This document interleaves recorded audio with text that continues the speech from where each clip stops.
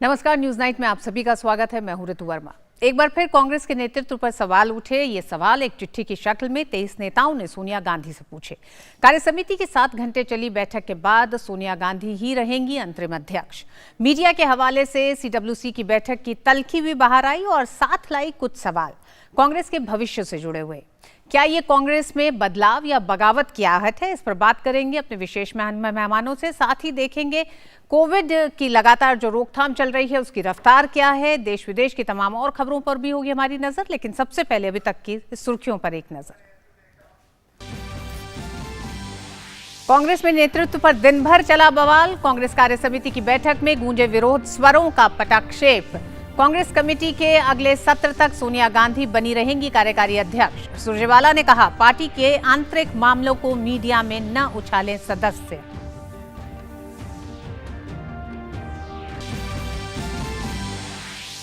कार्यसमिति की बैठक में राहुल गांधी के आरोप का सिब्बल ने दिया जवाब। ट्वीट कर कहा, 30 साल से कर रहे हैं पार्टी की सेवा। राहुल ने तथाकथित रूप से भाजपा की मदद करने का लगाया था आरोप। राहुल ने मामले पर दी सफाई। सिब्बल ने डिलीट किया ट्वीट।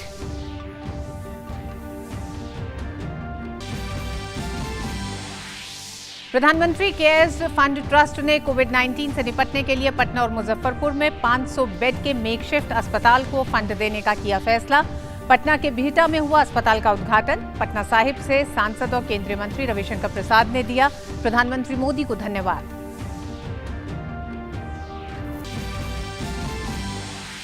गुजरात के कई इलाकों में भारी बारिश का कहर। जनजीवन हुआ अस्त व्यस्त। राज्य भर में 13 एनडीआरएफ टीमें तैनात। बिहार और उत्तर प्रदेश में भी बाढ़ का प्रकोप जारी। मौसम विभाग ने जारी की कुछ राज्यों में अगले 5 दिनों के लिए चेतावनी।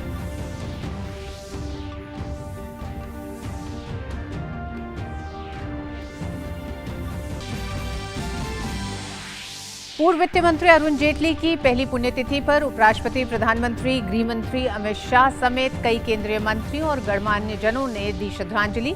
अरुण जेटली को ऐतिहासिक जीएसटी कानून लाने वाले वित्त मंत्री के रूप में किया गया याद। केंद्रीय मंत्री रविशंकर प्रसाद ने उन्हें बताया सर्वव्यापी, सर्वस्पर्शी व्यक्ति।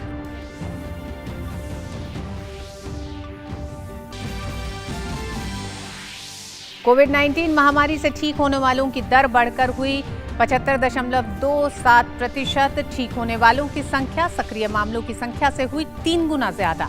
मृत्यु दर और गिरकर हुई 1.85%। दुनिया में अब तक 2,36,00,000 से अधिक लोग कोरोना से संक्रमित। और अंतर्राष्ट्रीय खबरों में नवंबर में होने वाले अमेरिकी चुनाव में ट्रंप की उम्मीदवारी की होगी औपचारिक घोषणा। साल 2020 का रिपब्लिकन राष्ट्रीय अधिवेशन होगा देर रात शुरू। टीम ट्रंप की किम्बर्ली गुलफ्योल ने ट्वीट कर भारत के साथ संबंधों पर जताई खुशी। डेमोक्रेट पहले ही जो बाइडेन की उम्मीदवारी कर चुके हैं घोषित।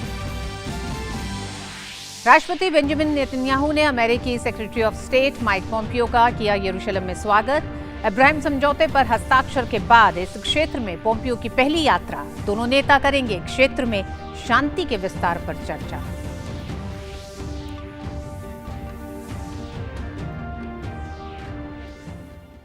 पिछले 2 आम चुनावों में हार के बाद पिछले साल राहुल गांधी ने कांग्रेस अध्यक्ष पद से इस्तीफा दे दिया था। उसके बाद सोनिया गांधी को अंतरिम अध्यक्ष बनाया। इसके बावजूद पार्टी की स्थिति में कोई सुधार नहीं आया, जिसके बाद 5 पूर्व मुख्यमंत्रियों समेत पार्टी के 23 वरिष्ठ नेताओं ने कांग्रेस में आंतरिक सुधारों को लेकर सोनिया गांधी को चिट्ठी लिखी थी, जिसके बाद आज पार्टी की कार्यसमिति की बैठक बुलाई गई और इस बात पर चर्चा हुई कि पार्टी के भीतर की बात मीडिया में नहीं जानी चाहिए थी। कांग्रेस में सुधार की मांग को लेकर पार्टी की आंतरिक अध्यक्ष सोनिया गांधी को चिट्ठी लिखने वाले बागी नेताओं के सुर वक्ती तौर पर भले ही नर्म पड़ गए हों, लेकिन नेतृत्व के सवाल पर पार्टी युवा और अनुभवी खेमे में बटी दिखी। सवाल ये उठता है कि आज दिन भर चले ट्विटर पर बयानों का बदलना कांग्रेस में फूट के संकट का संकेत है क्या? कांग्रेस कार्यसमिति की बैठक में नेतृत्व परिवर्तन को लेकर जंग छिड़ गई है। बैठक में पार्टी के वरिष्ठ नेता आमने सामने आ गए हैं। दरअसल बैठक के शुरू होते ही सोनिया गांधी ने अंतरिम अध्यक्ष पद से इस्तीफे की पेशकश कर दी। साथ में उस चिट्ठी का जवाब भी दिया जिसमें नेतृत्व पर सवाल उठाए गए थे। इसके बाद पूर्व प्रधानमंत्री डॉक्टर मनमोहन सिंह और पूर्व रक्षा मंत्री A.K. एंटनी ने भी चिट्ठी की आलोचना की। इसके बाद खबरें राहुल गांधी के तीखे लहजे और चिट्ठी की टाइमिंग पर सवाल करने की भी आई। बात कहने की स्वतंत्रता है, पत्र लिखने की आज़ादी है, लेकिन उसको प्रॉपरली पार्टी फोरम पे डिस्कशन होना चाहिए, पब्लिक डोमेन में नहीं जाना चाहिए। राहुल ने चिट्ठी के पीछे कांग्रेस के कुछ नेताओं की बीजेपी के साथ मिलीभगत की भी बात कही।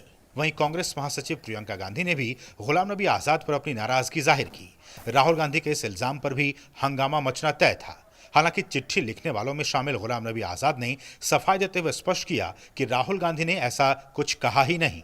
लेकिन खबरों का असर वरिष्ठ कांग्रेसी नेता कपिल सिब्बल पर पड़ा और तिलमिलाए सिब्बल ने ट्विटर बायो से कांग्रेस हटा दिया। उन्होंने राहुल के बीजेपी मिलीभगत वाले आरोप पर तीखे शब्दों में ट्वीट भी किया, जिसे बाद में डिलीट कर दिया। राहुल गांधी के बीजेपी संग मिलीभगत का आरोप लगाने के बाद सिब्बल ने ट्वीट किया, राजस्थान हाईकोर्ट में कांग्रेस पार्टी को सफलतापूर्वक डिफेंड किया, मणिपुर में बीजेपी सरकार गिराने में पार्टी का बचाव किया। पिछले 30 साल में किसी भी मुद्दे पर बीजेपी पक्ष में कोई बयान नहीं दिया, लेकिन फिर भी हम बीजेपी के साथ मिलीभगत कर रहे हैं। ट्वीट के बाद मची अफरा तफरी के बीच पार्टी की ओर से बयान जारी किया गया, जिसमें कहा गया कि राहुल ने बीजेपी के साथ मिलीभगत जैसा या इससे मिलता जुलता एक शब्द भी नहीं बोला था। इसके बाद कपिल सिब्बल ने अपने पहले के ट्वीट को डिलीट करते हुए कहा कि राहुल गांधी ने मुझे खुद फोन कर पूरे मामले की जानकारी दी और बताया कि उन्होंने इस तरह का बयान नहीं दिया, लिहाजा मैं अपने ट्वीट को हटा रहा हूं। कार्य समिति की बैठक में कांग्रेस के वरिष्ठ नेता और पूर्व प्रधानमंत्री मनमोहन सिंह ने सोनिया गांधी को अध्यक्ष बने रहने के लिए आग्रह किया। A.K. एंटनी ने कहा कि आलाकमान को कमजोर करना पार्टी को कमजोर करना है। बहरहाल नई व्यवस्था बनने तक अगले कुछ महीने तक सोनिया गांधी कार्यकारी अध्यक्ष बनी रहेंगी। CWC एक मत से श्रीमती सोनिया गांधी से निवेदन करती है कि कोरोना काल में अखिल भारतीय कांग्रेस कमेटी के अगले अधिवेशन के बुलाए जाने तक वह भारतीय राष्ट्रीय कांग्रेस की अध्यक्षा के गरिमामय पद पर नेतृत्व करें। इस बीच भारतीय जनता पार्टी ने कांग्रेस पर मचे घमासान पर चुटकी लेते हुए गांधी नेहरू परिवार के अस्तित्व पर सवाल उठाया। कांग्रेस में सच बोलने वाले को गद्दार कहा जाता है। जब सिंधिया जी ने आवाज उठाई तो वो भाजपा से मिले हुए हो गए, उन पर आरोप लगा दिए गए, और आज जब गुलाम नबी आजाद और कपिल सिब्बल जैसे नेताओं ने आवाज उठाई कि पूर्णकालिक अध्यक्ष चाहिए, तो उनको कह दिया कि वो भाजपा से मिले हुए हैं। ऐसी पार्टी को कोई नहीं बचा सकता। ये कांग्रेस का अंदरूनी मामला है। अब मैं भारतीय जनता पार्टी का सदस्य हूं। कांग्रेस जो करे वो कांग्रेस की अंदरूनी बात है, जिस पर मैं टिप्पणी नहीं करूंगा। विपक्ष पूरी तरह से गायब हो गया है, आज उनके यहाँ कोई बचा नहीं है। तो ऐसी स्थिति में कभी कोई फर्क नहीं पड़ता है। हम सब लोग, हमारी सरकार की विचारधारा है, उसमें से हम हमारा एक साधारण सा किसी वार्ड लेवल का कार्यकर्ता भी राहुल और उनकी बहन से तो बेहतर ही होगा। CWC का प्रस्ताव जिस तरह से सामने आया और उस प्रस्ताव में जिस तरह से गांधी परिवार में एक बार फिर से आस्था व्यक्त की गई, उससे ये बात तो साफ हो गई कि कांग्रेस गांधी परिवार से फिलहाल बाहर निकलने की हिम्मत नहीं कर पा रही। कैमरामैन कुलदीप के साथ अजय विक्रम सिंह, DD न्यूज, दिल्ली। हालांकि कार्य समिति की बैठक आज बुलाई गई थी उस चिट्ठी के संकट को लेकर, लेकिन कार्य समिति की बैठक खत्म हुई सोनिया गांधी को अंतरिम एक तरह से अध्यक्ष बने रहने के इस प्रस्ताव के साथ। आइए एक बार देखते हैं कि नेतृत्व को लेकर जो लगातार सवाल उठते रहे हैं, उनमें वो कौन से महत्वपूर्ण पड़ाव रहे, वो कौन से चेहरे रहे जिन्होंने खासकर नेतृत्व के सवाल पर पार्टी को छोड़ा भी है। अगर शुरुआत करें युवा चेहरों की, तो सबसे पहले बात करते हैं 11 मार्च 2020 को ज्योतिरादित्य सिंधिया ने जब कांग्रेस की कार्यशैली नेतृत्व को लेकर सवाल उठाया। उन्होंने कहा कि कार्यशैली में वो एक तरह से उस दौर को नहीं वो कांग्रेस अब शामिल कर सकते हैं जिस दौर में कांग्रेस बड़ी हुई और एक तरह से देश की एक बड़ी पार्टी बनी है, और उन्होंने कांग्रेस को छोड़ के बीजेपी में शामिल हुए। इससे पहले 17 अगस्त 2020 को संजय झा ने दावा किया था कि 100 कांग्रेसी नेताओं ने सोनिया गांधी को चिट्ठी लिखी है और उस चिट्ठी का मर्म भी नेतृत्व बदलने की मांग ही था। 2015 सितंबर में हेमंत विश्व शर्मा, सभी जानते हैं किस तरह से कांग्रेस उन्होंने छोड़ी, और एक तरह से कह सकते हैं एक तंज करता हुआ उनका ट्वीट था जो आज तक हेमंत विश्व शर्मा के कांग्रेस को छोड़ने पर याद किया जाता है, जब उन्होंने अपने ट्विटर हैंडल से ये कहा कि असम के मुद्दे डिस्कस करने गया था, आप कुत्ते को बिस्किट खिलाते रहे, उन्होंने राहुल गांधी के लिए ये लिखा था। इस क्रम में एक नजर डालते हैं वरिष्ठ नेताओं ने। ये वो अनुभवी नेता रहे हैं जिनका एक लंबा एक तरह से ताल्लुक रहा कांग्रेस के साथ। तो अक्टूबर 2016 में कांग्रेस नेता रीता बहुगुणा ने राहुल गांधी के नेतृत्व पर सवाल उठाते हुए कांग्रेस छोड़ी और वो शामिल हुई बीजेपी में। 2015 जनवरी में कांग्रेस के भीतर अनुशासन की कमी का हवाला देते हुए दलित नेता, दलित चेहरा दिल्ली का कृष्णा तीरथ ने कांग्रेस को छोड़ा था। 2014 के लोकसभा चुनाव में जो पूरी एक तरह से कह सकते हैं परफॉर्मेंस कांग्रेस की देश में रही, उसे लेकर कार्ति चिदम्बरम, कैप्टन अमरिंदर सिंह, कमलनाथ सरीखे नेताओं ने कांग्रेस नेतृत्व पर सवाल उठाए थे। तो ये एक तरह से कोई पहली बार नहीं है कि कांग्रेस के नेतृत्व पर सवाल उठे हैं, लेकिन मसला ये है क्या ये नेतृत्व कांग्रेस बनाम गांधी परिवार हो रहा है अब, क्योंकि लगातार जो विवाद उठ रहा है नेतृत्व को लेकर, इसमें नेतृत्व की टेस्टिंग के तौर पर कुछ समय सोनिया गांधी और कुछ समय राहुल गांधी अध्यक्ष रह चुके हैं, लेकिन फिर अब कौन सा वो चेहरा, कांग्रेस में कलह क्या रही है, आइए उस पर एक नजर डालते हैं। कार्यसमिति की बैठक में आज जिस तरह से कांग्रेस दो फाड़ होती दिखाई दी, यानी कि एक तरफ युवा चेहरे दिखाई दिए तो दूसरी तरफ वरिष्ठ चेहरों की जो मांग है वो साफ दिखाई दी है। नेताओं ने राहुल गांधी पर भी आपत्ति जताई है, जिस तरह का राहुल गांधी का बयान रहा है। चिट्ठी में संगठन में बदलाव की मांग की गई थी। राहुल गांधी ने चिट्ठी की टाइमिंग पर सवाल उठाए और कहा कि सही तरीका नहीं है ये। तो वहीं कपिल सिब्बल ने तीखे शब्दों में ट्वीट भी किया, जिसे बाद में डिलीट कर दिया गया। कपिल सिब्बल ने अपने ट्वीट में लिखा था कि राजस्थान हाईकोर्ट में कांग्रेस पार्टी को सफलतापूर्वक डिफेंड किया, मणिपुर में बीजेपी सरकार गिराने में पार्टी का बचाव किया, यानी कि उन्होंने अपने एक लंबे संबंध कांग्रेस से जो थे उसका हवाला देते हुए कहा कि जिस तरह के आरोप राहुल गांधी लगा रहे हैं कि जिन नेताओं ने चिट्ठी लिखी उनकी ये मिलीभगत बीजेपी के साथ है, उसको दरकिनार किया। इसके अलावा जो ट्वीट है, इसके अलावा ठीक इस ट्वीट के बाद कांग्रेस में सुरजेवाला का ट्वीट आया और उन्होंने बहुत साफ तरीके से ये कहा कि राहुल गांधी ने इस तरह का एक शब्द भी नहीं कहा है, न ही ऐसा कोई संकेत दिया है। उन्होंने ये भी कहा कि मीडिया में जो खबरें चल रही हैं वो गलत जानकारी है, गुमराह करने वाली हैं। तो एक तरह से उन्होंने जब देखा कि वो वरिष्ठ नेता कपिल सिब्बल सरीखे नेता ट्विटर पर जब एक तेजी से आलोचना की तरफ, कांग्रेस की खुल के आलोचना की तरफ बढ़ रहे हैं, तो एक रोकने का, एक थामने का ये एक तरीका था सुरजेवाला का। इसी के साथ साथ इसके बाद जो अगला ट्वीट एक तरह से आया, क्योंकि मीडिया में लगातार 7 घंटे तक चली CWC मीटिंग के बीच में ही जो बयान मीडिया में बाहर आने लग गए थे, उसमें गुलाम नबी आज़ाद का भी एक बयान आया जो लेकर बहुत ज़्यादा चर्चा रही मीडिया में। और उसके बाद गुलाम नबी आज़ाद का जो ट्वीट आया, उसने ये कहा कि इस प्रकार की कुछ खबरें चल रही हैं कि मैंने कांग्रेस वर्किंग कमेटी में राहुल गांधी से कहा है कि वो भाजपा के साथ मेरे सहयोग को साबित करें।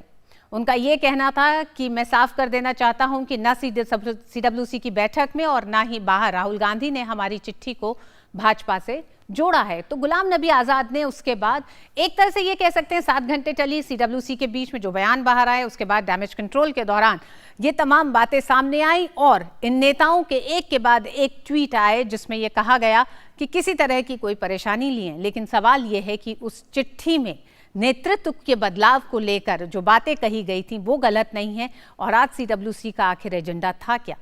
वक्त एक छोटे से ब्रेक का, ब्रेक के बाद बात करेंगे इन तमाम सवालों पर।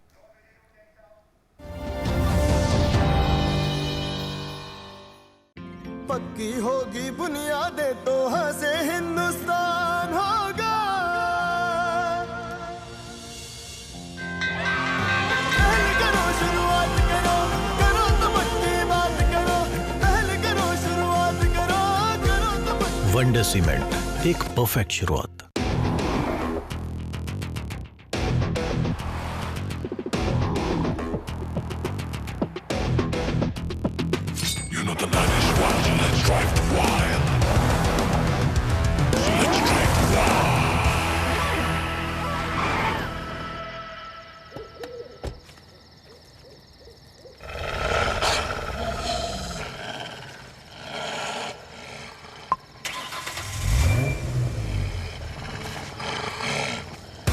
Presenting a new level of wild. Kia Sonet bookings open.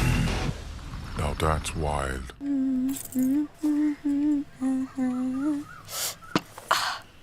सुनो। हाँ? अभी गाड़ी बुलाता हूँ। हेलो ममता वहाँ, एड्रेस लिखो और गाड़ी भेज दो।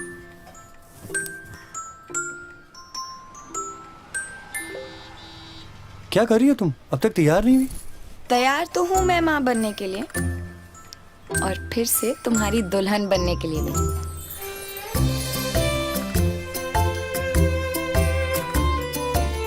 डॉक्टर, पिछली बार आप वो प्रसव पश्चात का बोल रहे थे। प्रसव पश्चात IUCD यानी PPIUCD डिलीवरी के तुरंत बाद अपनाने से आप बच्चों के बीच 3 साल का अंतर रख सकते हैं। सुरक्षित और भरोसेमंद। इससे आपको मिले बच्चे और पति को प्यार करने की पूरी आजादी। प्रसव पश्चात IUCD अपनाओ और दोनों रिश्ते निभाओ।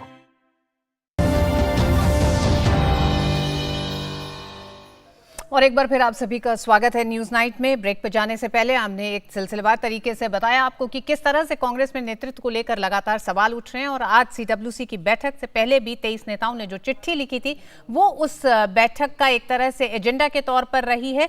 इस पर और बात करने के लिए हमारे साथ जुड़ रहे हैं हमारे संवाददाता। सबसे पहले AV सिंह का रुख करेंगे क्योंकि उनसे आइए उससे पहले हम आपको बता दें कि आज का हमारा विशेष क्या है। कांग्रेस बनाम गांधी परिवार, कांग्रेस बनाम गांधी परिवार, आज हम इसी विषय पर चर्चा कर रहे हैं क्योंकि जिस तरह से आज नेतृत्व को लेकर मांग उठी है उसमें CWC में भी तमाम नेताओं के बीच दो राय बहुत साफ थी। एवी, आपसे सबसे पहला जानना चाहेंगे, 7 घंटे तक CWC की बैठक चली है, बैठक का एजेंडा क्या रहा था? क्या सोनिया गांधी को अंतरिम अध्यक्ष दोबारा चुना जाना था या फिर वो 23 नेताओं की जो नेतृत्व को लेकर सवाल थी वो चिट्ठी था वो था?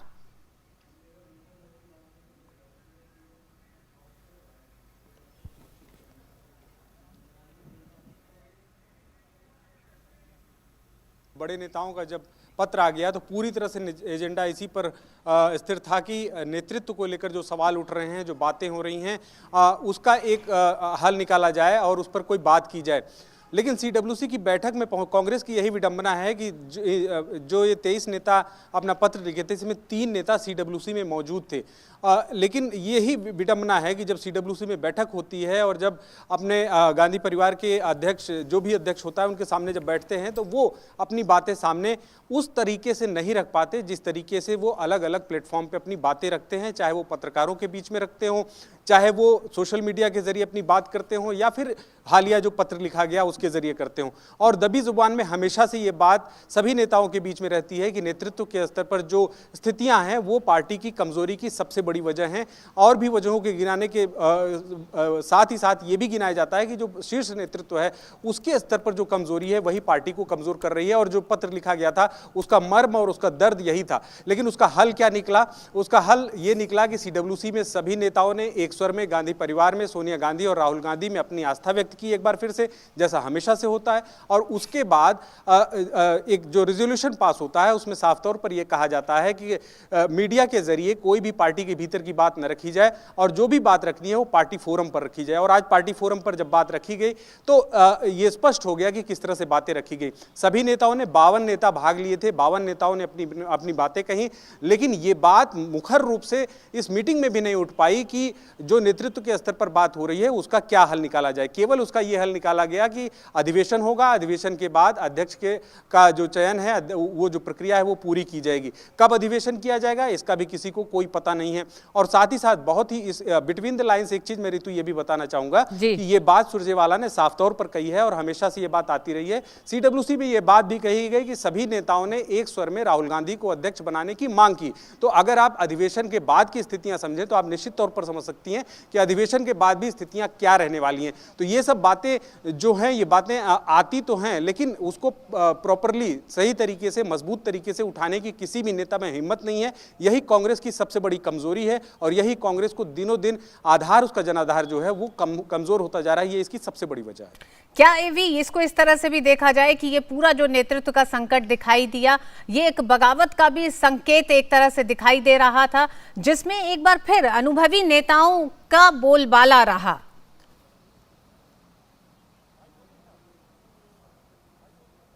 ऋतु बिल्कुल इसको इसी तौर पर देखा जा रहा था और पार्टी सीडब्ल्यूसी की मीटिंग में भी इसको इसी तौर पर देखा गया। जब मीटिंग की शुरुआत हुई है तभी, हालांकि सोनिया गांधी ने कल ही अपने नेताओं को बता दिया था कि वो इस्तीफा देने जा रही हैं और सीडब्ल्यूसी में उन्होंने इस्तीफा दिया और अंत में उनके इस्तीफे को अस्वीकार कर दिया गया, जो एक कस्टमरी हो गया है हर सीडब्ल्यूसी की मीटिंग में। पिछले 2-3 मीटिंग में हम लोग ये देखते आ रहे हैं। लेकिन उसके साथ ही साथ राहुल गांधी ने जिस तरह से उस पत्र पर सवाल उठाया, उन्होंने ये कहा, उसकी टाइमिंग पर सवाल उठाया और उन्होंने कहा कि ये जो पत्र को जब सोनिया गांधी हॉस्पिटल में थी तब ये पत्र क्यों लिखा गया, और तमाम बातें ऐसी आई जिसको अपुष्ट कह के बातों को खारिज कर दिया। अजय, सवाल को और साफ तरीके से रखते हैं है कि जब गुलाम नबी आजाद जैसा नेता, अजय, सवाल को और साफ तरीके से लगते हैं, क्या अनुभवी बुजुर्ग नेता जो ओल्ड टर्क्स कहे जाते हैं, उन्हें राहुल गांधी का नेतृत्व मंजूर नहीं?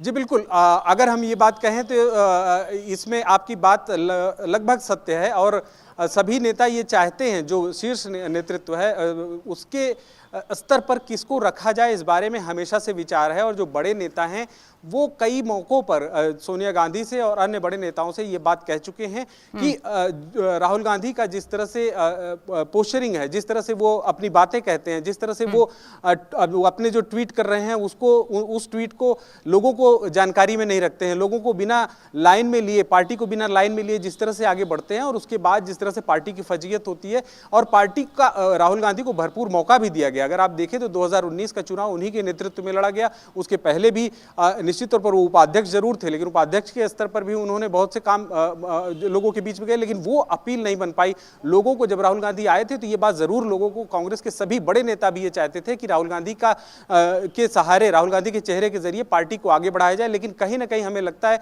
कि जो बड़े नेता हैं इस बात से पूरी तरह से मुतमईन हो चुके हैं कि राहुल गांधी के नेतृत्व में कांग्रेस को आगे बढ़ाने की शक्ति नहीं बची है। लेकिन इसमें एक बात और ऋतु में कहना चाहूंगा कि अन्य जो नेता हैं, चाहे अगर सभी राज्यों के मुख्यमंत्रियों को देख लीजिए, चाहे सभी राज्यों के जो प्रदेश अध्यक्ष हैं इनको देख लीजिए, इन सभी ने सीडब्ल्यूसी में प्रॉपरली राहुल गांधी के नेतृत्व में अपनी आस्था व्यक्त की है। ये एक अजीब सा प्रश्न है ऋतु जो आपने पूछा है, इसका उत्तर अगर हम कहें तो इन तीनों, राहुल गांधी, सोनिया गांधी और प्रियंका गांधी के अलावा किसी को नहीं पता है कि वाकई वो किस तरफ पार्टी को ले जाना चाहते हैं। लेकिन ये बात जरूर है कि कांग्रेस पार्टी फिलहाल गांधी परिवार के प्रभाव से बाहर नहीं निकल सकती। अभी उसको वो अपनी ताकत समझ रही है, अब वो ताकत कमजोरी में तब्दील होती जा रही है। ये शायद इन तीनों लोगों को समझ में नहीं आ रहा। एक बात और बहुत संक्षिप्त में कहना चाहूंगा कि जो अभी स्थितियां हैं अधिवेशन के बाद राहुल गांधी को एक बार फिर से अध्यक्ष बनाए जाने की जो सुगबुगाहट है वो निश्चित तौर पर परिणति में पहुंचेगा, और ये बात मैं निश्चित तौर पर ये अपनी समझ के आधार पर कह सकता हूं। दूसरी बात ये है कि या फिर इन लोगों का कोई भी ऐसा भरोसेमंद होगा जो अध्यक्ष पद पर बैठेगा, कोई लोकतांत्रिक प्रक्रिया कांग्रेस में स्थापित हो पाएगी जो पंडित नेहरू और के वक्त में और महात्मा गांधी के वक्त में हुआ करती थी, वो नहीं है। हालांकि 1969 के बाद की जो कांग्रेस है उसका जो स्थान है, गांधी परिवार के बिना कांग्रेस अपना स्थान नहीं देख पा रही है, ये बात सत्य है। बिल्कुल, एवी आप हमारे साथ बने रहिएगा। हमारे साथ 3 मेहमान भी जुड़ चुके हैं। हमारे साथ गोपाल कृष्ण अग्रवाल हैं भारतीय जनता पार्टी से, हमारे साथ ऋषि शंकर हैं, कांग्रेस समर्थक हैं, हमारे साथ संजय कुमार सिंह है, वरिष्ठ पत्रकार हैं। तो दोनों राजनीतिक पार्टियों के पास जाने से पहले संजय जी आपके पास आना चाहूंगी। आपने देखा जिस तरह से एवी ने विस्तार से बताया दिन भर की सीडब्ल्यूसी की मीटिंग में क्या उठापटक हुई, साथ ही साथ किस तरह से ट्विटर पर एक तरह से आज ये पूरा मसला और सीवीसी के अंदर, सीडब्ल्यूसी के अंदर क्या हो रहा है वो लगातार ट्विटर पर सार्वजनिक होता रहा है। आप आज की इस बैठक को किस तरह से देखते हैं? क्या कांग्रेस की बगावत के तौर पर देखते हैं, नेतृत्व को लेकर कांग्रेस बनाम गांधी परिवार की लड़ाई को देखते हैं? क्या आप मानते हैं आज? ऋतु, कांग्रेस पार्टी जो है गांधी परिवार के अतिरिक्त कुछ नहीं है, ये एक बार फिर से सिद्ध हो गया। जो चीज आप कह रहे थे कांग्रेस बनाम गांधी परिवार, तो ये रिवोल्ट नहीं था। मैं एक चीज मानता हूं कि ये जो 23 लोगों ने चिट्ठी लिखी थी, जो सिर्फ 23 नहीं थे, उसके पीछे मैं ये मानता हूं कि कम से कम 23,000 लोग की या उससे ज्यादा कांग्रेस कार्यकर्ताओं की भावनाएं शामिल थी। उन्होंने जो इश्यूज रेज किए थे वो बड़े ही किसी भी कांग्रेस कार्यकर्ता के दिल के इश्यूज हैं, और बाहर जो लोग कांग्रेस को देख रहे हैं उनके लिए भी इशू है। कांग्रेस डिक्लाइन कर रही है, मोरल डाउन है, मोदी गवर्नमेंट, मोदी सरकार या भाजपा से लड़ने की किसी तरह की शक्ति या आपके पास कोई ओरिएंटेशन या नैरेटिव नहीं बची है और संगठन के रूप में बिल्कुल खत्म हो गई है। कांग्रेस पार्टी सिर्फ और सिर्फ ट्विटर पे है। आजकल राहुल गांधी, सोनिया गांधी और प्रियंका गांधी वड्रा कुछ वीडियोस वो करते हैं, लोगों के बीच से कांग्रेस जा चुकी है। तो उन्हें एक फुल टाइम कांग्रेस अध्यक्ष और प्रदेशों में ऐसे लोग चाहिए थे जो ट्विटर पे कभी कभी अपना वीडियो रिलीज करने के बजाय दफ्तरों में बैठ करके लोगों को सुने और कांग्रेस को आगे बढ़े। बट यह कि होता क्या है, एक बड़ी अजीब सी स्थिति है। राहुल गांधी कहते थे कि कोई गांधी परिवार का अध्यक्ष नहीं होना चाहिए। फिर हमने सुना कि प्रियंका गांधी वड्रा, उनकी बहन, कहती गांधी परिवार का कोई अध्यक्ष नहीं होना चाहिए। अध्यक्ष है कौन?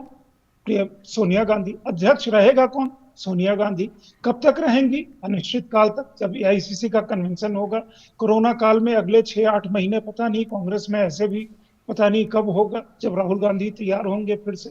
तो ये जो नाटक है ना, ये जो पूरा का पूरा एक ऑर्केस्ट्रेटेड ड्रामा है, एक बहुत ही सार्थक चिट्ठी लिखी गई थी जिसमें जो चीजें उठाई गई थी उसके बजाय आपने ये कहा कि कोल्यूजन कांग्रेस के साथ बीजेपी कोल्यूड करिए, मतलब बीजेपी के साथ मिलजुल के कर रहे हैं। जब वो चीजें आपे से बाहर हो गई, उसका रिएक्शन जो था और इतना स्विफ्ट था सिब्बल और गुलाम नबी आजाद द्वारा, तो आप डैमेज कंट्रोल में लग जाते हैं। अब आपने निर्णय क्या लिया? सोनिया भी चलती रहेंगी, बाहर नहीं बोलना है। और उन्होंने बाहर कब बोला था? उन्होंने 15 दिन पहले चिट्ठी लिखी, आपने कोई जवाब नहीं दिया और आप उसको इमोशनल पिच पे ले जा रहे हैं कि सोनिया जी जिस समय अस्पताल में थी, मुझे डेट नहीं पता, लेकिन मैं ये मान करके चलता हूं कि कोई भी कांग्रेसी लीडर उस समय चिट्ठी नहीं भेजेगा जिस समय सोनिया जी अस्पताल में होंगे। सोनिया जी अस्पताल गई थी, लेकिन वो चिट्ठी उसके पहले या उसके बाद की होगी। आप कहते हैं कि सोनिया जी को ऑथराइज किया गया कि वो सारे डिसीजंस ले ऑर्गेनाइजेशनल शफल के लिए। सोनिया जी तो पिछले 22 साल से है भैया, 2 साल बीच में 1.5 साल राहुल जी आए थे, फिर राहुल जी संजय जी, ऋषि शंकर हमारे साथ जुड़े हुए हैं, ये उन्हीं से सवाल पूछ लेते हैं। ऋषि शंकर जी, क्या कांग्रेस में सवाल उठाने वाले को घर का भेदी कहा जाता है? आप देखिए, मुझे आश्चर्य लग रहा है कि जिन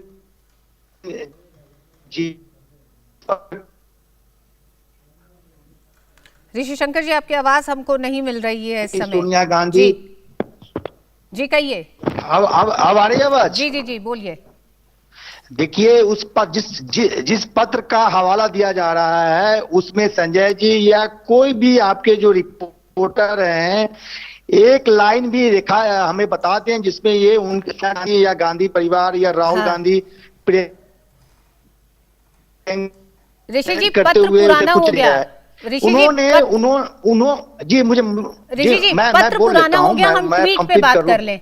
आपके वरिष्ठ नेताओं ने जो ट्वीट करा है उस पे बात कर ले। कपिल सिब्बल ने जो ट्वीट किया, पत्र तो पुराना हो गया। मुझे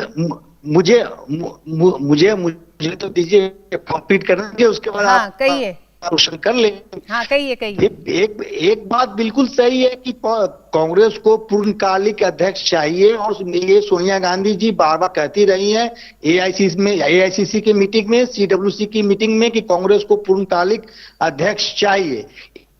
एक बात बिल्कुल सच है कि कांग्रेस का बैकबोन रहा है गांधी परिवार, और जिस प्रकार से कांग्रेस को सफलता दर सफलता, संजय जी एक बात कहना भूल गए कि जब इंडिया शाइनिंग चरम पे था, अटल बिहारी वाजपेयी जी की पॉपुलैरिटी चरम पे थी, तभी यही सोनिया गांधी और यही गांधी परिवार ने अटल बिहारी वाजपेयी जैसे बड़े नेता को पटकनी दी थी 2004 में। 2019 में कांग्रेस की सरकार रिटेन होती है।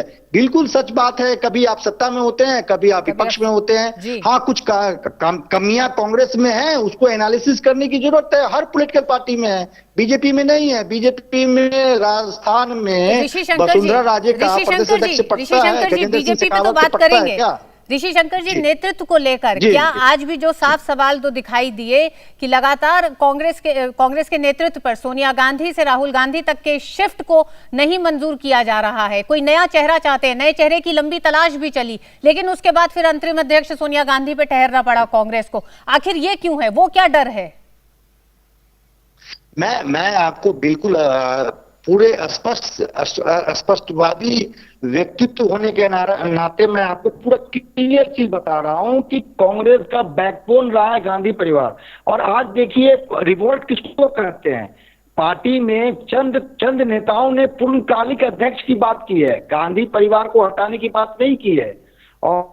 और देखिए, जिन नेताओं का नाम पत्र में है वो कौन नेता है जिनका राज्यसभा कार्यकाल 2020 में खत्म हो रहा है? अनंत शर्मा का हिमाचल प्रदेश से रहने वाले हैं अनंत शर्मा। इससे आप क्या कहना चाह रहे हैं? जो आरोप लगाया गया उन पे वो सही है? गोपाल कृष्ण जी, ऋषि शंकर जी जब ये कहते हैं कि उसमें से 23 नेताओं में से 20 नेता जो हैं वो राज्यसभा सांसद हैं, तो क्या ये जो आरोप लगा रही है कांग्रेस इस समय कि बीजेपी की मिलीभगत के साथ है, तो क्या ये आरोप सही माना जाए, इसे माना जाए?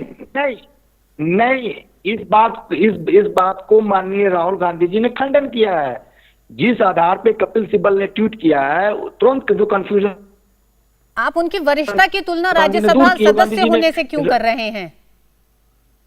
नहीं, देखिए ये हर पार्टी में होना चाहिए। यदि कोई नेता वयोवृद्ध हो गए हैं तो नए लोगों को मौका देना चाहिए। क्या गुलाम नबी आजाद को कांग्रेस ने क्या नहीं दिया? कई बार मुख्यमंत्री बना है, राज्यसभा में अभी विपक्ष के नेता हैं, कई महत्वपूर्ण ओहदे कांग्रेस ने दिया। आनंद शर्मा को क्या नहीं दिया? आनंद शर्मा हिमाचल में कांग्रेस को खड़ा कर पाए क्या? हिमाचल में उनका योगदान है। आनंद शर्मा हिमाचल से आते हैं, तो कांग्रेस हाईकमान ने कांग्रेस ऋषि शंकर जी ऋषि शंकर जी आपकी बात समझ रहे हैं, लेकिन टाइमिंग को लेकर सवाल है। हाँ, गोपाल कृष्ण जी, जिस बात को ट्विटर हैंडल पे आकर कपिल सिब्बल ने कहा कि नहीं ऐसा कुछ नहीं हुआ, गुलाम नबी आजाद को कहना पड़ा, लेकिन ऋषि शंकर जी ने जिस तरह से जिक्र करा कि उसमें से राज्यसभा सांसद रहे, क्या वो उसी बात को एक तरह से सही नहीं ठहरा रहे हैं? बिल्कुल यही बात है। देखिए, सबसे बड़ी बात है कि कांग्रेस में बदलाव के स्वर कई जगह से आ रहे हैं, और आज जो सीडब्ल्यूसी की मीटिंग हुई 7 घंटे तक क्या चर्चा करी वो तो कुछ समझ नहीं आ रहा। जो विषय था उस पर तो कोई चर्चा नहीं करी और फिर उसी बात पे आके रुक गए। तो जो कांग्रेस में बदलाव के स्वर हैं उनको डिस्क्रेडिट करने का जो प्रचार प्रसार है, और एक तरीके से माफिया की तरह गांधी परिवार कांग्रेस के ऊपर जम गया है। बिल्कुल पूरी तरह से इसमें कोई शक नहीं है कि वो माफिया की तरह जम गए। अभी आप कह रहे हैं कि वरिष्ठ नेताओं को का हटना चाहिए, तो क्या सोनिया जी वरिष्ठ नहीं है? उनकी कितनी उम्र हो गई है? तो फिर यह पूरी समस्या का जड़ यही है कि कांग्रेस जो है वह परिवार से आगे देखना नहीं चाहते और परिवार की सत्ता को बचाए रखने के लिए अपने उस डोमेन को कंट्रोल करते हैं। और अभी ये कह रहे हैं कि सब कुछ सेटल हो गया है। कपिल सिब्बल जी का अभी मैंने ट्विटर हैंडल देखा, उसमें अभी भी कांग्रेस नहीं लिखा, वो तो डिलीट ही है। तो फिर ये जो टेम्पररी ट्रूथ इन लोगों ने की है और जिस तरह से उसको दबाव की है उस बात को, तो उसमें विषय को जवाब देते ना, जो प्रश्न पत्र में आए थे, जब आप उस पत्र के ऊपर चर्चा के लिए सीडब्ल्यूसी बिठाई है तो आपके रेजोल्यूशन में उस पत्र के उनके जो विषय उठाए थे उस पर जवाब होना चाहिए। आज पूरे देश का यह दुर्भाग्य की तरह है कि जो मुख्य विपक्ष जो है वह केवल अपने ही आप को बचाने में भी नहीं सक्षम है, तो वो देश की समस्याओं को क्या उठाएगा? तो देश की विपक्ष में, प्रजातंत्र में विपक्ष की भी बहुत एक महत्वपूर्ण भूमिका होती है, और कांग्रेस को सोचना चाहिए, गांधी परिवार को सोचना चाहिए कि हमें जो 100 साल से ऊपर से कांग्रेस का इतिहास हो गया है, जिसमें ऐसे बड़े बड़े नेता थे जिन लोगों ने स्वतंत्रता के संग्राम पे बड़ा काम किया है, उनके को तो याद करके समझ लें मुझे क्या हम अपने विपक्ष के जो धर्म है प्रजातंत्र में, हम अगर नहीं उसको निभा पा रहे तो फिर हमें क्या औचित्य है कि हम अपने पद पे बने रहें। राहुल गांधी खुद कह रहे हैं कि मैं इस समय हमारे पास कम है गोपाल जी, लेकिन जिस तरह से संजय जी ने कहा कि ये भले ही 23 नेताओं की चिट्ठी दिखाई दे रही है, लेकिन इन 23 नेताओं के पीछे एक लंबी कतार कार्यकर्ताओं और नेताओं की है कांग्रेस में, जो एक असंतुष्ट नेतृत्व को लेकर लगातार सवाल उठा रहे हैं। बहुत बहुत शुक्रिया आप चारों ही मेहमानों का हमारे साथ जुड़ने के लिए। एवी सिंह, आपका भी बहुत बहुत शुक्रिया इस पूरे अपडेट के लिए। और आइए बढ़ते हैं अगली खबर की तरफ। महाराष्ट्र के रायगढ़ जिले के महाड़ तालुका में महाड़ शहर पुलिस स्टेशन के काजलपुरा इलाके में तारिक गार्डन नामक एक 5 मंजिला इमारत ढह गई है। घटना लगभग 7 बजे शाम की है। इस हादसे में जख्मी 16 लोगों को नजदीक जिला अस्पताल में भर्ती किया गया है, जबकि और कई लोग मलबे में भी फंसे होने की आशंका है।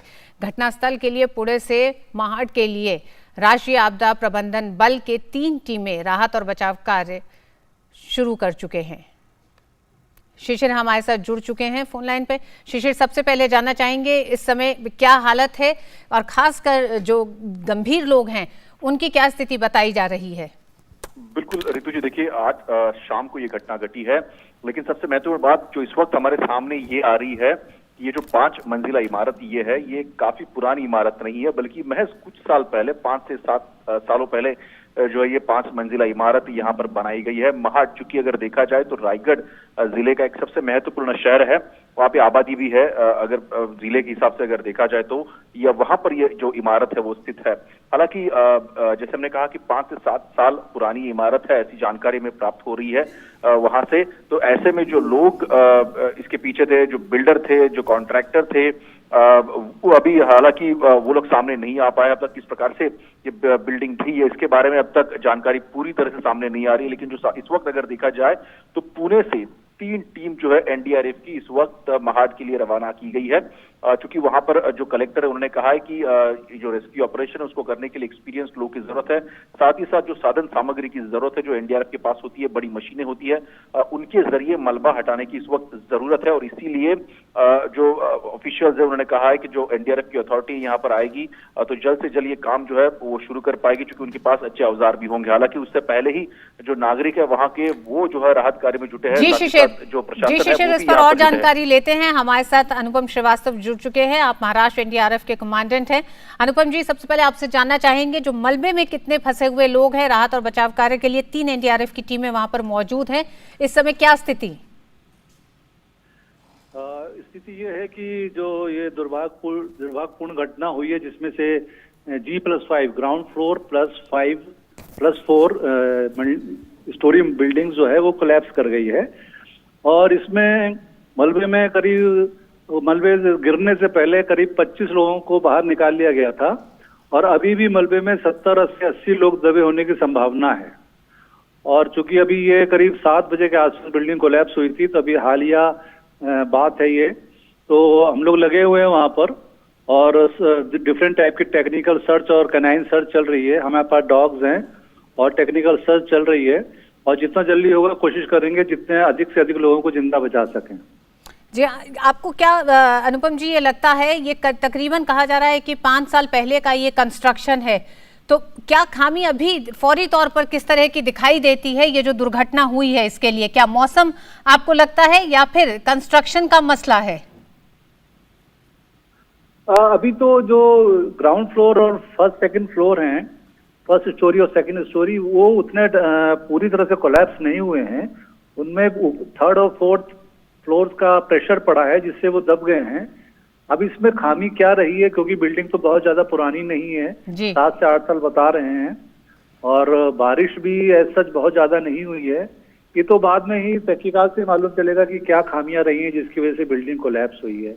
अभी तो कुछ कहना संभव नहीं है। अनुपम जी, तकरीबन कितने लोग अभी आपको लगता है कि इस मलबे में फंसे हुए हो सकते हैं, और किस तरह की इस समय कार्रवाई की जा रही है? क्योंकि धीरे धीरे अंधेरा भी हो रहा है, महाराष्ट्र में भी मौसम इस समय जो है वो बरसात का ही है, किसी भी समय बारिश हो सकती है। जी, अभी जो लोगों को हमने निकाला है, जो बाहर निकल कर आए, उसमें से शुरू में ऐसा हुआ था कि ये बिल्डिंग बहुत जोर से हिली थी। जब बिल्डिंग हिली थी तो वहाँ जो उसमें रिहायशी लोग रह रहे थे जिस बिल्डिंग के अंदर, उनको ऐसा लगा कि भूकंप के झटके हैं। तो जैसा कि अपने दिमाग में होता है कि भूकंप के झटके हैं, तो लोग तुरंत बाहर भागते हैं। तो बहुत सारे लोग तुरंत बाहर भागे, और गनीमत ये रही कि जो ग्राउंड फ्लोर और फर्स्ट फ्लोर था वो बिल्कुल पूरी तरह से कोलैप्स नहीं हुआ था, तो उसमें रहने वाले लोग बाहर भागने में सफल हो पाए। तो उनसे जो हमने बात करी, उन्होंने जो बताया हमको, तो उनका भी अंदाजा है कि 70-80 लोग अंदर अभी भी हो सकते हैं। और मौसम की जहां तक बात है, तो मौसम रात का समय जरूर है, लेकिन डिस्ट्रिक्ट प्रशासन की तरफ से लाइट की व्यवस्था पूरी तरह से कर दी गई है। और बारिश हो या कुछ भी हो, लेकिन हम अपने काम तो हमें करना है और हम करेंगे, क्योंकि ये जीवन का और जिंदगी का मामला है। बहुत सारे लोग उसमें जिंदा फंसे हो सकते हैं, तो उनको निकालना हमारी प्रायोरिटी है। जी, बहुत बहुत शुक्रिया इस पूरी अभी तक की जानकारी के लिए अनुपम जी, शुक्रिया। वक्त है एक छोटे से ब्रेक का। ब्रेक के बाद देखेंगे कुछ और खबरें। देखते रहिए न्यूज़ 9।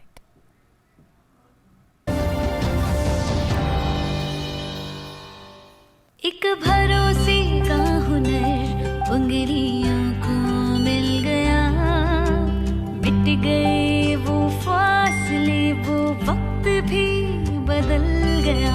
रिश्ते पुराने हैं मगर मिलने के हैं ढंग नए, बदलाव के घुलने लगे अब जिंदगी में रंग नए। हम जहां हमारा बैंक वहां।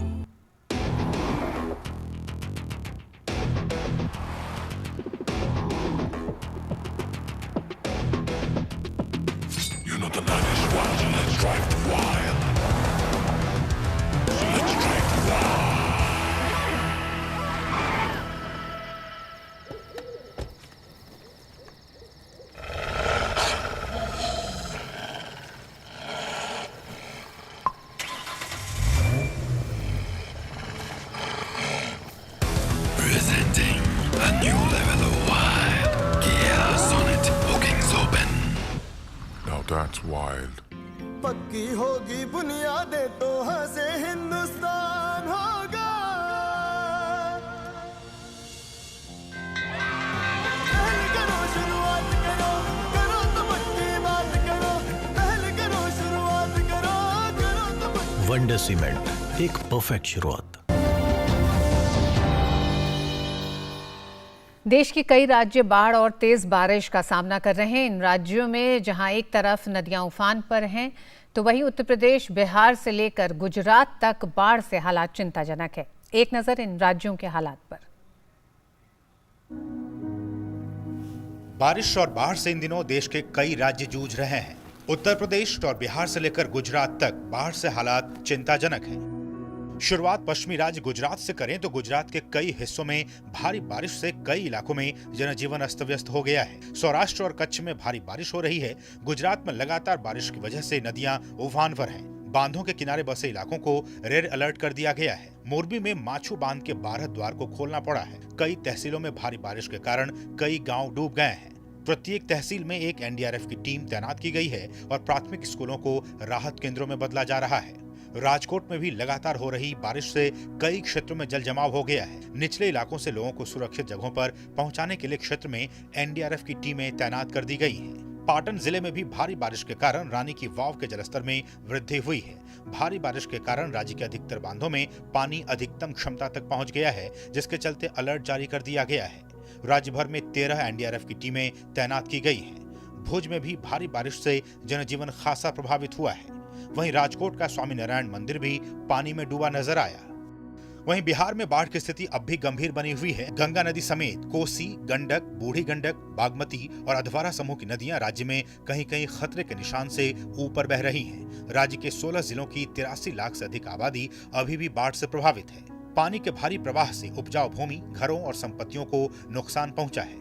एनडीआरएफ और एसडीआरएफ की 26 टीमें आपदा में फंसे लोगों को जरूरी सामान मुहैया करा रही हैं। इस बीच कोसी और गंडक बैराज से 1.20 लाख क्यूसेक पानी सोमवार को छोड़ा गया। हम लोग का तो बांध टूट गया, सब देखते हैं। उस दिन से माल मवेशी सब खरला दिक्कत हो रहा है। घर अंगना में पानी ढुका हुआ है, कोई देखने वाला नहीं है। सरकार फसल भी सब चला गया, घर अंगना भास गया, मशीन उशीन जितना था आदमी को सब भास गया है। माल मवेशी लेके वाटर ब्रिज पर रेलवे किनारे लोग बसे हुए हैं। एक पन्नी पॉलिथिन का व्यवस्था नहीं किया गया। अपना व्यवस्था करके किसी तरीका से हम लोग यहाँ रह रहे हैं। पूरे दरभंगा जिला बाढ़ से ग्रसित हो गया है और हायाघाट प्रखंड भी बाढ़ से ग्रसित है। अकराहा जो रेलवे लाइन है, जो इस बांध से लेके और हायाघाट बाजार के बांध तक जो रेलवे लाइन के साइड में पूरे गाँव के लोग बसे हुए हैं। उत्तर प्रदेश के 17 जिलों के 1166 गांव बाढ़ से प्रभावित हैं। शारदा, राप्ती, सरयू नदी खतरे के निशान से ऊपर बह रही है। मुख्यमंत्री ने बाढ़ प्रभावित जनपदों के जिलाधिकारियों को निर्देश दिए हैं कि बाढ़ग्रस्त क्षेत्रों में राहत पहुंचाने के लिए लगाई गई नौकाएं कहीं से भी क्षतिग्रस्त ना हो और नौवहन के लिए पूर्णतया सुरक्षित हो।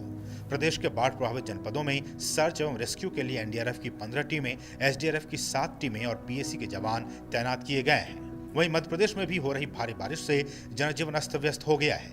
यहाँ के निचले इलाकों में रह रहे लोगों की जिंदगी काफी प्रभावित हुई है। प्रशासन हर मुमकिन सहायता के लिए तत्पर है। वहीं गोदावरी नदी का जलस्तर कम होने से तेलंगाना के हैदराबाद में जिंदगी पटरी पर वापस लौट रही है।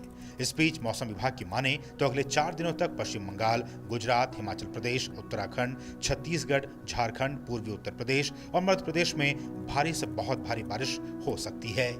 पटना और लखनऊ ब्यूरो के साथ news night desk, DD news. और सुशांत सिंह राजपूत की मौत के मामले की जांच कर रही सीबीआई के अधिकारी आज मुंबई स्थित एक रिजॉर्ट में गए, जहां अभिनेता ने कथित तौर पर कुछ महीने गुजारे थे। सीबीआई ने डीआरडीओ अतिथि गृह में अभिनेता के रसोइये और मित्र से भी पूछताछ जारी रखी। डीआरडीओ अतिथि गृह में सीबीआई ने राजपूत के अकाउंटेंट रजत मेवाती को भी पूछताछ के लिए बुलाया था। वहीं सीबीआई अधिकारियों का एक दल अंधेरी उपनगर में वाटरस्टोन रिजॉर्ट पहुंचा और राजपूत की मौत के सिलसिले में कर्मचारियों से पूछताछ की। सीबीआई ने इससे पहले रविवार को पिठानी नीरज और राजपूत के घरेलू सहायक दीपेश सावंत से पूछताछ की थी। जांच एजेंसी अब तक कई लोगों से पूछताछ कर चुकी है, लेकिन रिया चक्रवर्ती से पूछताछ नहीं हुई है। बांद्रा उपनगर में मोनब्लॉ आवासीय परिसर में स्थित राजपूत के घर में ये तीनों व्यक्ति 14 जून को मौजूद थे, जहां 34 वर्षीय अभिनेता मृत मिले थे।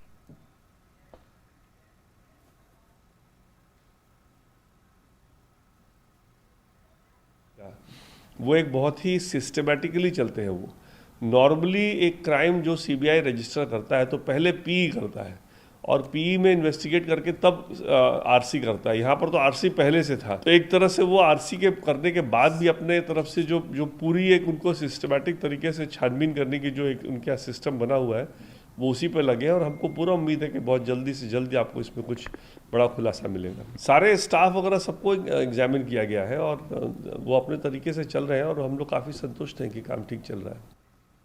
और खबरों में आगे, दिल्ली उच्च न्यायालय ने पूर्व मुख्य सचिव अंशु प्रकाश मामले में निचली अदालत से आरोप तय करने को लेकर बहस करने को कहा। दिल्ली के उस समय के चीफ सेक्रेटरी अंशु प्रकाश से एक मीटिंग के दौरान आप कार्यकर्ताओं द्वारा मारपीट का मामला सामने आया था। मामले में मुख्यमंत्री अरविंद केजरीवाल समेत उप मुख्यमंत्री मनीष सिसोदिया और अन्य विधायक आरोपी हैं। उस समय के चीफ सेक्रेटरी अंशु प्रकाश के एप्लीकेशन पर सुनवाई करते हुए दिल्ली हाई कोर्ट ने निचली अदालत को यह आदेश दिया। दरअसल 14 मार्च 2019 को दिल्ली हाई कोर्ट ने ही अपने आदेश में आरोप पर बहस पर स्टे लगा दिया था। इसी आदेश को हाई कोर्ट ने आज मॉडिफाई किया है।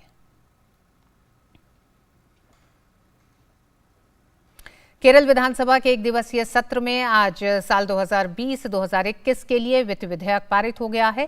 इसके साथ ही यूडीएफ के नेतृत्व वाले विपक्ष ने सोने की तस्करी मामले सहित विभिन्न मुद्दों पर पिनराई विजयन की अगुवाई वाली सरकार के खिलाफ अविश्वास प्रस्ताव लाया, जिस पर चर्चा की गई। इसके साथ ही विधानसभा अध्यक्ष के निष्कासन की मांग को लेकर विपक्ष के एक अन्य प्रस्ताव को इस आधार पर अध्यक्ष द्वारा खारिज कर दिया गया कि इससे संबंधित सूचना 14 दिन पूर्व नहीं दी गई थी। एक दिवसीय विधानसभा सत्र का आयोजन कोविड-19 प्रोटोकॉल के पालन के साथ किया जा रहा है। वहीं बीजेपी ने विधानसभा के सामने राज्य में भ्रष्टाचार के मामलों को लेकर प्रदर्शन भी किया। और देश की बाकी अहम खबरों पर डालते हैं एक नजर फटाफट अंदाज में। कोर्ट की अवमानना मामले में वरिष्ठ वकील प्रशांत भूषण ने सुप्रीम कोर्ट से माफी मांगने से इनकार कर दिया है और कहा कि वह उनका अपना विचार था, वह उस पर कायम है। जजों के खिलाफ अपने ट्वीट के लिए अवमानना का दोषी पाए गए अधिवक्ता प्रशांत भूषण ने कोर्ट में अपना जवाब दाखिल किया है। राजस्थान में बसपा के 6 विधायकों के कांग्रेस में शामिल होने के मामले में उच्च न्यायालय ने विधानसभा अध्यक्ष को 3 महीने के भीतर फैसला लेने को कहा है। हाई कोर्ट का फैसला आने के बाद सुप्रीम कोर्ट ने बीजेपी विधायक मदन दिलावर की याचिका का भी निपटारा किया। बीजेपी विधायक ने बीएसपी के 6 विधायकों के कांग्रेस में शामिल होने के मामले में स्पीकर के आदेश को चुनौती दी थी। दिल्ली भाजपा अध्यक्ष आदेश गुप्ता ने समाज सेवी अन्ना हजारे को पत्र लिखकर दिल्ली की केजरीवाल सरकार पर भ्रष्टाचार के गंभीर आरोप लगाए हैं। उन्होंने आंदोलन में अन्ना हजारे से दिल्ली आकर साथ देने की अपील भी की है। पूर्व राष्ट्रपति प्रणब मुखर्जी की हालत में कोई परिवर्तन नहीं आया है। वे अभी भी गहन कोमा में हैं और वेंटिलेटर सपोर्ट पर हैं। उनके श्वसन संक्रमण का इलाज किया जा रहा है। उनके सभी वाइटल पैरामीटर्स स्थिर हैं। पूर्व राष्ट्रपति प्रणब मुखर्जी को 10 अगस्त को सेना के रिसर्च और रेफरल अस्पताल में गंभीर अवस्था में भर्ती कराया गया था।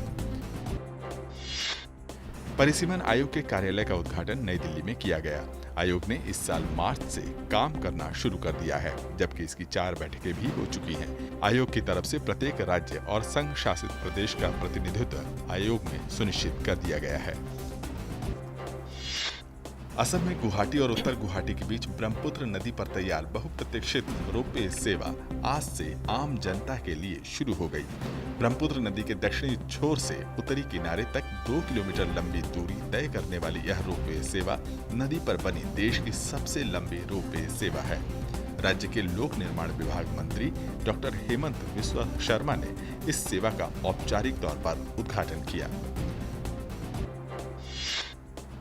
केंद्र शासित प्रदेश जम्मू कश्मीर के रियासी जिले में दुनिया का सबसे ऊंचा रेलवे पुल आवाजाही के लिए अगस्त 2022 तक बनकर तैयार हो सकता है। चिनाब नदी पर बनने जा रहे इस पुल को एफिल टावर से 35 मीटर ऊंचा और 1.3 किलोमीटर लंबा बनाया जाएगा। यह पुल कश्मीर घाटी को जम्मू और देश के बाकी हिस्सों से जोड़ेगा। भाजपा के दिग्गज नेता और पूर्व केंद्रीय मंत्री अरुण जेटली की आज पहली पुण्यतिथि है। ठीक 1 साल पहले आज ही के दिन उन्होंने दुनिया को अलविदा कहा था। जेटली की पहली पुण्यतिथि पर भाजपा नेताओं ने उन्हें श्रद्धांजलि अर्पित की। प्रधानमंत्री नरेंद्र मोदी, गृहमंत्री अमित शाह, भाजपा अध्यक्ष जेपी नड्डा सहित कई नेताओं ने उन्हें ट्वीट कर याद किया। पूर्व केंद्रीय मंत्री और भारतीय जनता पार्टी के कद्दावर नेता रहे अरुण जेटली की सोमवार को पहली पुण्यतिथि मनाई गई। पिछले साल 24 अगस्त के ही दिन उन्होंने इस दुनिया को अलविदा कहा था। अरुण जेटली की पहली पुण्यतिथि पर उपराष्ट्रपति एम वेंकैया नायडू और प्रधानमंत्री नरेंद्र मोदी समेत अनेक नेताओं ने उन्हें श्रद्धांजलि दी। उपराष्ट्रपति एम वेंकैया नायडू ने ट्वीट कर कहा, आज भी स्वीकार कर पाना मुश्किल है। मन के इस खालीपन में अब अरुण जी की स्मृतियां ही वास करती हैं। वहीं प्रधानमंत्री नरेंद्र मोदी ने दिवंगत नेता अरुण जेटली को याद करते हुए ट्वीट किया, मुझे अपने दोस्त की बहुत याद आती है। अरुण जी ने कर्मठता पूर्वक देश की सेवा की। ट्वीट के साथ प्रधानमंत्री ने राजधानी के जवाहरलाल नेहरू स्टेडियम में पिछले साल जेटली जी की याद में आयोजित श्रद्धांजलि सभा में दिए अपने भाषण का वीडियो भी साझा किया। वे सर्व मित्र थे, वे सर्व प्रिय थे और वे अपनी प्रतिभा के कारण, अपने पुरुषार्थ के कारण, अपने प्रभाव के कारण जिसको भी जहां पर भी उपयोगी हो सकते थे वे हमेशा उपयोगी होते थे। अरुण जेटली की पहली पुण्यतिथि के मौके पर दिल्ली के एम्स सहित कई जगहों पर ब्लड डोनेशन कैंप्स लगाए गए। इस मौके पर बीजेपी अध्यक्ष जेपी नड्डा, केंद्रीय मंत्री प्रकाश जावड़ेकर, धर्मेंद्र प्रधान, हर्षवर्धन, डॉक्टर जितेंद्र सिंह सहित कई बीजेपी नेताओं ने एम्स में लगाए गए ब्लड कैंप का दौरा किया। इस मौके पर स्वर्गीय अरुण जेटली को श्रद्धांजलि दी गई। ब्लड डोनेशन कैंप में अरुण जेटली की बेटी संगीता जेटली और बेटा रोहन जेटली भी मौजूद थे।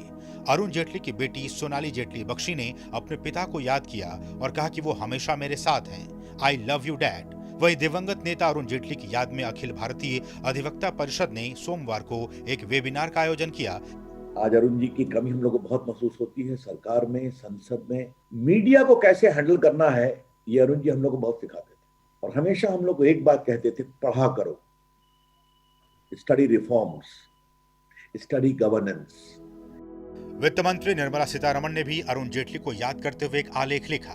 आलेख में उनके दिए योगदान को याद करते हुए उन्होंने ये भी लिखा कि पूर्व वित्त मंत्री स्वर्गीय अरुण जेटली का भारत को एक सिंगल मार्केट बनाने में काफी अहम योगदान रहा। लोकसभा अध्यक्ष ओम बिरला ने भी वरिष्ठ राजनेता अरुण जेटली की पहले पुण्यतिथि पर उन्हें याद किया। वे एक कुशल रणनीतिकार व विविध विषयों के विशेषज्ञ थे। मुझे व्यक्तिगत रूप से उनके विचारों व अनुभवों का सदैव लाभ मिला।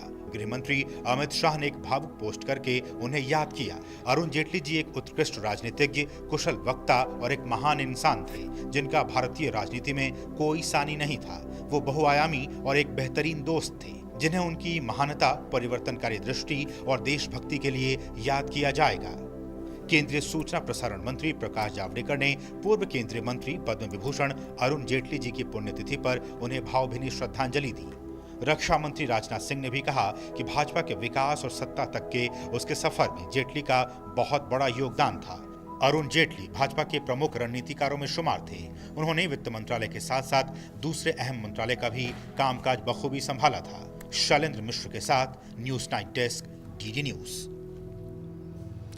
कोरोना के खिलाफ लड़ाई में पीएम केयर्स फंड ट्रस्ट ने बिहार के पटना और मुजफ्फरपुर में डीआरडीओ द्वारा बनाए गए 500 बिस्तरों वाले मेकशिफ्ट अस्पताल के लिए फंड आवंटित करने का फैसला किया है। पटना के बिहटा में 500 बिस्तरों वाले अस्पताल का उद्घाटन किया गया और मुजफ्फरपुर के 500 बिस्तरों वाले अस्पताल का उद्घाटन भी जल्द ही होगा। इन अस्पतालों में वेंटिलेटर्स के साथ 125 आईसीयू बेड्स की सुविधा होगी। सेना की चिकित्सा सेवाओं द्वारा इन अस्पतालों में डॉक्टर्स और पैरामेडिकल स्टाफ तैनात किया जाएगा।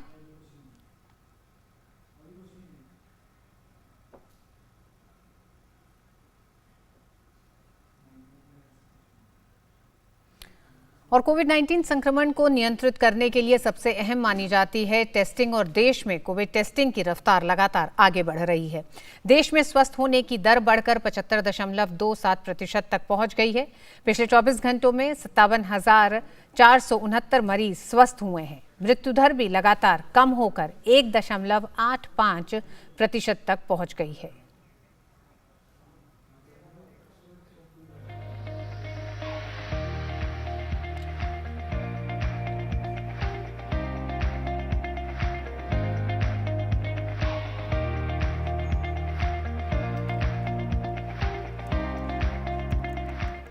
सोमवार से दिल्ली का अशोका होटल लॉकडाउन के बाद पहली बार आम लोगों के लिए खोल दिया गया है, लेकिन साफ सफाई, सोशल डिस्टेंसिंग का पूरा ख्याल रखा जा रहा है। और इसी बीच केंद्रीय पर्यटन मंत्री प्रहलाद सिंह पटेल ने अशोका होटल का निरीक्षण किया और कॉमन पीपल के लिए बरते जा रहे जरूरी एहतियात का भी उन्होंने निरीक्षण किया। 2 काम बड़े विशिष्टता के साथ अशोका ने किए हैं।